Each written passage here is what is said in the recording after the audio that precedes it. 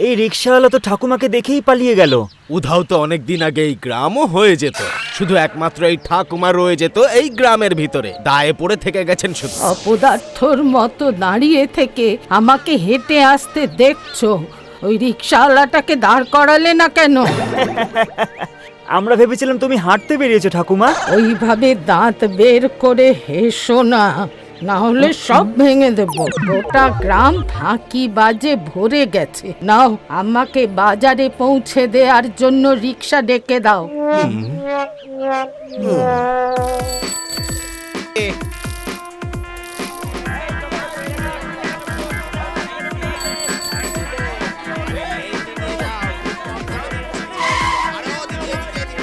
ঠাকুমা 20 টাকা হয়েছে। কি বললে?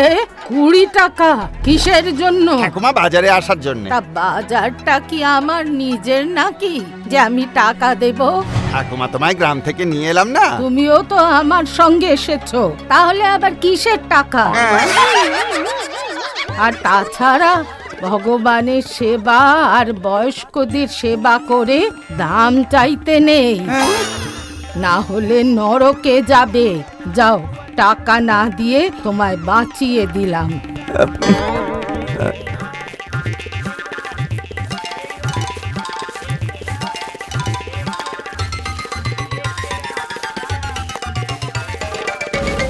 আম কত করে? 50 টাকা কেজি। টক হবে না তো? মিষ্টির গ্যারেন্টি দিচ্ছি ঠাকুমা, মিষ্টি না হলে টাকা ফেরো। তাহলে একটা আম খাওয়াও।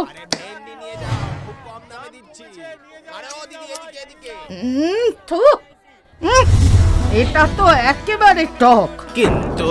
কিন্তু আবার কি? তুমি তো বলেছো মিষ্টি না হলে টাকা দিতে হবে না।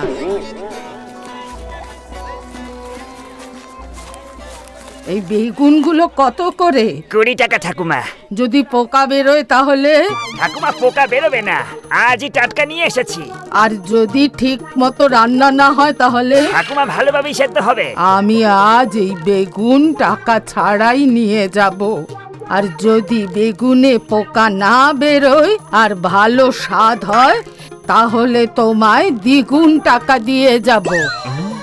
দাও, 1 কিলো দিয়ে দাও।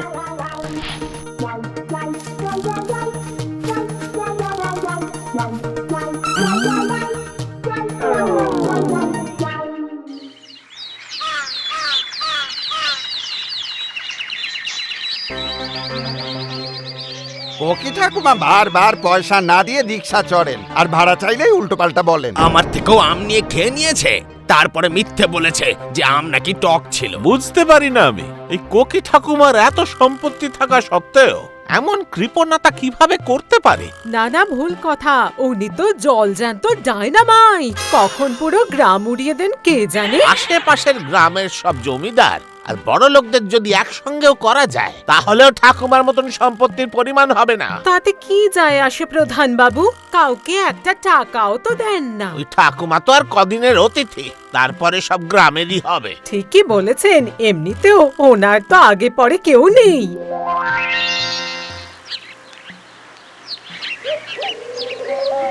বাসন নেবে গো, রং বেরঙের মাটির বাসন, কাঁচা মাটির নয় পোড়া মাটির বাসন। কি বিক্রি করছো? ঠাকুমা মাটির বাসন আছে গো।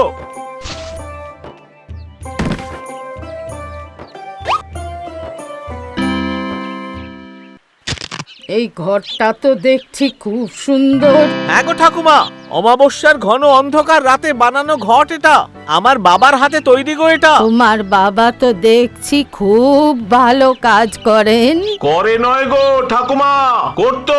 এই ঘরটা বানানোর পরেই সে চলে গেল, তারপর এই প্রথম বেরোলাম রোজগারের জন্য। দাও, এই ঘরটা আমায় দাও, আর আমি তোমার বাবার জন্য ভগবানের কাছে প্রার্থনা করব উনি যেন স্বর্গে যান।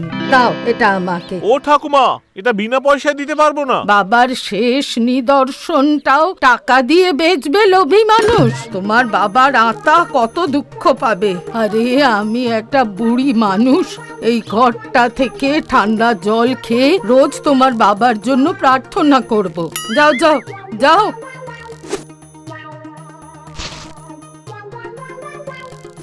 এই ঠাকুমা যেন ওই ঘটের জলে ডুবে মরে যায়। এত কৃপণ মানুষ কি করে হতে পারে, এটা আমার এতদিনের জীবনেও দেখিনি।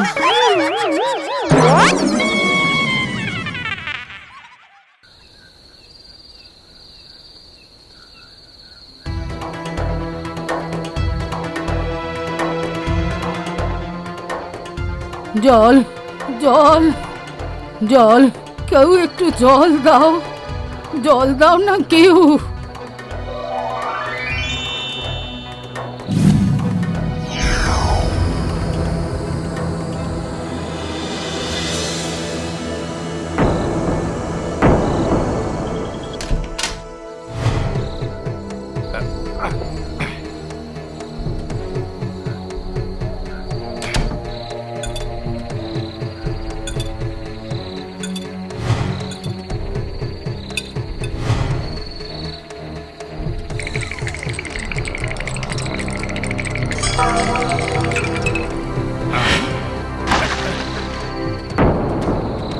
যদি কোকি ঠাকুমা জেগে যেতেন তাহলে আমার সব রক্ত একবারে চুষে নিতেন। খুব জোর বেঁচে গেছি।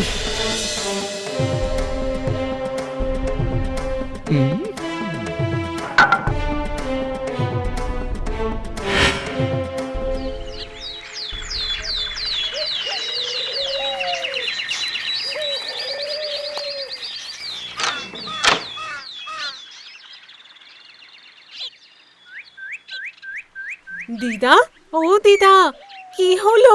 ঘুম থেকে উঠবেন না বুঝি? দিদা, ও দিদা।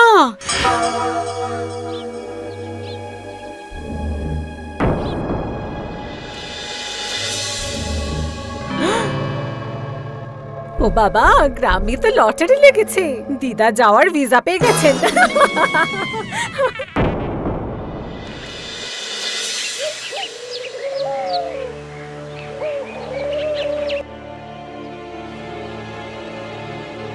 এই যে বৌমা, ঠাকুমার মৃত্যুর পেছনে তোমার কোনো রকম হাত নেই তো? এ বাবা, এসব কি বলছেন আপনি?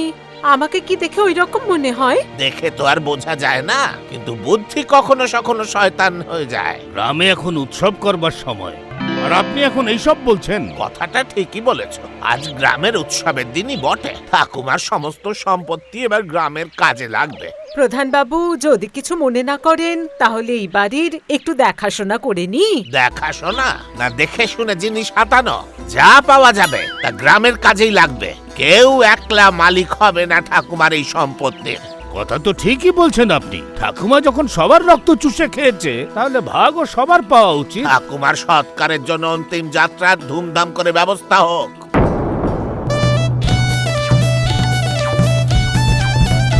কোকি ঠাকুমা চলে গেছে, আমাদের প্রাণ বেঁচে গেছে।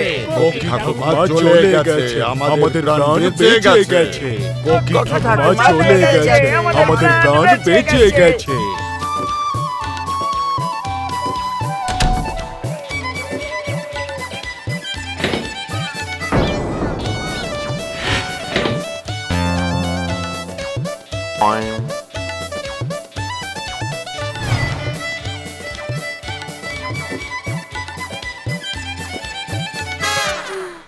তখন থেকে টাকা খুঁজতে খুঁজতে গলা শুকিয়ে গেল।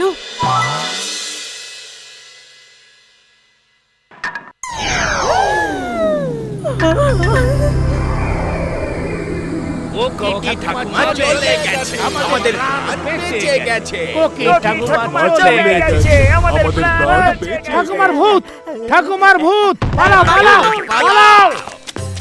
আরে হাঁদারা, আমি ভূত নই। তুমি তো মরে গিয়েছিলে। মরুক আমার শত্রু, আমি তো ওই ঘরটার মধ্যে বন্দি ছিলাম। এর মধ্যে মনে হচ্ছে ঠাকুমার আত্মা ফিরে এসেছে, কিন্তু বুদ্ধিটা ভগবান ওখানেই ঢুকিয়ে রেখেছে। চুপ করো, না হলে তোমার মাথা আমি ঠিক করে দেব। কাল আমার খুব জল তেষ্টা পেয়েছিল। আর কিছুক্ষণ যদি ঘটের ঢাকনাটা আটকানো থাকতো, তাহলে তো ঠাকুমাও শেষ হয়ে যেত। না থাকতো বাঁশ আর না বাজতো ওই বাঁশি। আরে কানে কানে কি ফুসুর ফুসুর করছো? ভগবান আমাকে আরো 100 বছর আয়ু দিয়ে পাঠিয়েছেন। সে কি? তার মানে এই গ্রামে শুধু এই ঠাকুমাই থাকবে? হ্যাঁ।